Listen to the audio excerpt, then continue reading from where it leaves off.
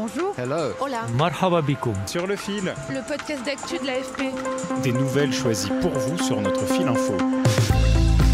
Le prix du pétrole baisse, vous l'avez peut-être déjà remarqué si vous avez une voiture.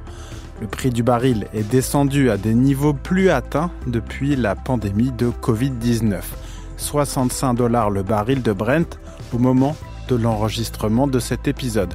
Alors que le Brent, le pétrole de la mer du Nord, avait grimpé à presque 120 $ le 3 mars 2022, quelques jours après l'invasion de l'Ukraine par la Russie. Plusieurs facteurs expliquent ces prix bas qui pourraient d'ailleurs s'installer. Il y a la guerre douanière lancée par Donald Trump qui ralentit l'économie mondiale. Il y a aussi la guerre que se livrent les producteurs au sein notamment de l'Organisation des pays exportateurs de pétrole, l'OPEP. Mais alors, quel impact sur nos économies, sur l'environnement ? Est-ce que c'est vraiment une bonne nouvelle ? Pour répondre à ces questions, j'ai invité deux de mes collègues de l'AFP, Paul Malo-Lebris, qui s'occupe des matières premières à Londres, et Ali Bektaoui, qui couvre la macroéconomie internationale à Paris. Enfin, j'ai aussi interrogé François Gémen, politologue, spécialiste du climat et professeur à HEC. Sur le fil. D'abord, commençons par comprendre les causes de cette baisse. Depuis la fin de la pandémie, les cours du pétrole se sont stabilisés entre 75 et 80 $ le baril. Pas très haut, mais suffisant pour assurer les profits des grands producteurs. Drill, baby, drill. Get back to drilling. Il y a eu ce mot d'ordre de Donald Trump, mais sans annonce plus précise, pas beaucoup d'effets. Puis début avril, tout s'est précipité. Le 2 avril, il y a Donald Trump qui fait le Liberation Day avec énormément de droits de douane, un peu en surprenant le marché avec 30% pour l'Union européenne. Vraiment l'entrée dans une nouvelle ère avec des conflits douaniers et des taxes aux importations, ça a vraiment fait chuter le pétrole parce que l'idée c'est que si le commerce international va moins bien, si les économies ont moins de perspectives de croissance, il y a moins besoin d'énergie pour les alimenter et donc moins de pétrole. Donc ça, c'est vraiment basique, mais c'est ça le raisonnement et c'est pour ça qu'il y a eu déjà cette baisse-là. Et le lendemain, le 3 avril, il y a l'OPEP, l'Organisation des pays exportateurs de pétrole, qui annonce une hausse de production supérieure à ce qui était prévu dans son plan. Et donc, ils ont annoncé 411 000 barils au lieu de 137 000 attendus par le marché. Il y a donc surabondance de l'offre et dans ces cas-là, vous le savez, c'est mécanique, les prix baissent. Et là, vraiment, ça a complètement dégringolé. On a perdu presque 10 $ en 2 séances. Et voilà, donc ça, c'est les deux principaux effets. Avec d'un côté, donc, l'anticipation d'une demande plus faible et de l'autre côté, une offre beaucoup plus importante. En tout cas, une offre qui pourrait être plus importante si l'OPEP continue dans cette direction de produire davantage. Ces deux effets-là, on voit bien que s'il y a une offre plus importante et une demande plus faible, sur le marché, ça marche pas et les prix chutent. À ce stade, intéressons-nous à l'OPEP. L'OPEP fédère une partie des grands producteurs de pétrole. Elle fixe notamment les quotas de production de ses membres afin de maintenir un niveau de prix qui lui convient. Dedans, il y a l'Arabie Saoudite, les Émirats Arabes Unis, l'Iran, l'Irak, le Koweït, mais aussi le Venezuela, l'Algérie et le Nigeria. Il y a aussi des membres associés dans l'OPEP+, comme la Russie, l'Azerbaïdjan, le Kazakhstan ou le Mexique. Les États-Unis, qui produisent près d'1 baril sur 5 sur la planète, ne sont pas dans l'OPEP, ni le Canada, la Chine, la Norvège, autres gros producteurs. Mais alors, pourquoi l'OPEP a décidé d'augmenter ses quotas ? La raison affichée, c'est qu'il y avait des membres au sein de l'OPEP qui ne respectaient pas les quotas, dont le Kazakhstan, et donc l'Arabie Saoudite a dit si vous respectez pas, moi je peux aussi produire davantage.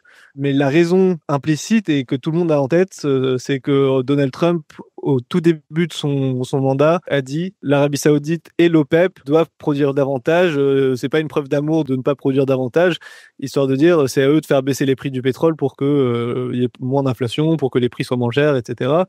Et c'est vrai que ça a mis une pression finalement sur l'Arabie Saoudite et sur les autres pays du Golfe notamment Eux, ils disent que, au vu des conditions du marché, ils estiment qu'il y a assez de demande et que la demande progresse. Ce qui est vrai, d'une part, la demande progresse légèrement, mais beaucoup moins vite que l'offre. L'économie mondiale continue en effet de s'appuyer sur le pétrole pour fonctionner, d'autant plus que le pic pétrolier, le moment où la production atteindra son niveau le plus haut, ne cesse de reculer à mesure que les industriels trouvent de nouveaux gisements potentiels.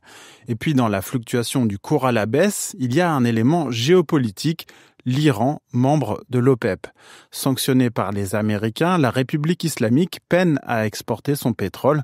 Mais les négociations entre Téhéran et Washington sur le programme nucléaire ont repris et les marchés parient aussi sur l'arrivée du pétrole iranien. Si jamais elles aboutissent, évidemment, il y aurait un accord avec l'Iran qui pourrait éventuellement exporter plus facilement son pétrole. Et dans ce cas-là, en fonction des analystes, assez rapidement, il pourrait y avoir entre 400 et 800 000 barils supplémentaires quotidiens sur le marché. Donc, c'est pas négligeable, ça ferait en effet baisser un peu les prix. Donc l'Iran, c'est un petit peu le facteur X en ce moment, où on ne sait pas dans quel sens ça va aller. Ça crée de l'incertitude et de la volatilité sur le marché en tout cas. Ajoutons à cela que les acteurs et experts du marché s'attendent à ce que le prix continue à stagner pour d'autres raisons. C'est assez dur de dire jusqu'à quand, mais en effet, c'est plutôt des facteurs qui sont là pour durer, notamment du côté de la guerre commerciale. Alors, il y a eu une petite détente de la part de Trump, mais enfin, du coup, il y a quand même 10% sur toutes les importations. Bon, il y a quand même un monde qui se réorganise un petit peu. Donc ça, c'est fait pour durer. Et puis, ce que je disais sur l'offre qui augmente structurellement plus vite que ce que la demande ne le fait, a priori, il n'y a pas de raison que ça change dans les prochaines années. Donc, il y a plusieurs experts qui disent que oui, le pétrole devrait rester autour de $60 le baril de Brent. C'est plutôt ce qui est actuellement prôné par les analystes et par les marchés.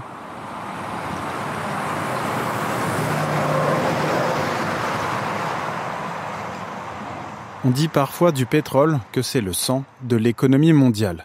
En dépit des objectifs de transition qui visent à délaisser cette énergie fossile néfaste pour le climat, il reste essentiel au transport, pour les besoins en énergie des industries, pour la pétrochimie et même l'agriculture. Le pétrole est l'énergie la plus utilisée dans le monde.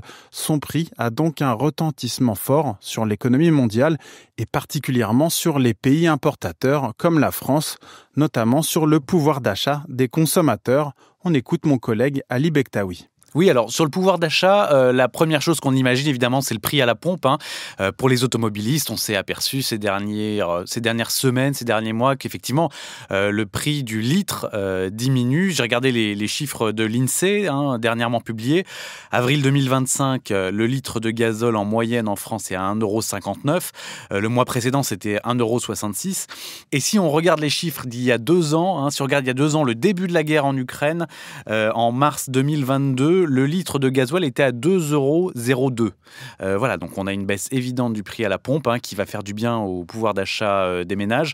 Aussi au transport de marchandises, par exemple, si on prend les prix alimentaires, dont une partie du prix dépend du transport, là effectivement on peut s'attendre à ce que les prix baissent et ce que ça profite aux consommateurs. Et c'est d'autant plus une bonne nouvelle, en Europe en particulier, que le continent importe beaucoup le pétrole qu'elle consomme, donc ça coûtera moins cher au porte-monnaie. Autre bénéfice potentiel pour les économies nationales, une baisse de la pression inflationniste. Il y a certes le prix des carburants en tant que tel pour les ménages, mais pas seulement. Alors après, la baisse des prix du pétrole et la baisse des prix de l'énergie en général va aussi se ressentir sur d'autres composants de l'inflation. Par exemple, sur les prix alimentaires, qui pèsent là un peu plus que les prix de l'énergie dans le calcul de l'inflation. Donc on peut imaginer effectivement que la baisse des prix de l'énergie va continuer à apporter un effet positif sur le ralentissement de l'inflation dans les mois qui vont venir. En France, cette baisse serait une bonne nouvelle, notamment pour les finances publiques. Alors, il se trouve que la France, pour le budget 2025, a évalué un prix du baril autour de 76 $.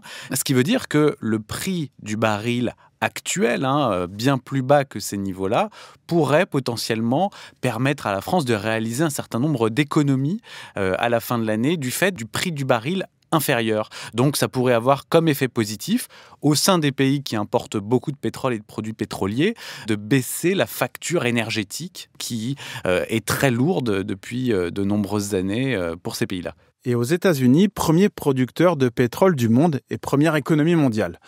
Les effets sont encore flous, même si Donald Trump a fait du prix de l'essence l'un de ses principaux chevaux de bataille. Le prix du gallon d'essence, pour lui, est un baromètre, un peu comme l'est celui de la bourse, de la bonne santé de l'économie américaine. Moins le prix du gallon sera élevé, et plus il pourra se targuer d'avoir offert un petit peu de pouvoir d'achat. Il va falloir voir ce qui pèse plus favorablement entre la consommation des ménages favorisée par ce regain de pouvoir d'achat et le fait que les producteurs américains vont souffrir. À voir aussi si le rebond de pouvoir d'achat rendu possible par la baisse du carburant et des frais de transport compensera la hausse des prix attendus après l'instauration des droits de douane.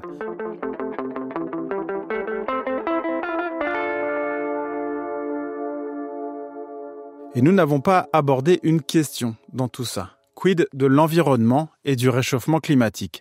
Le pétrole pas cher va-t-il retarder la transition ?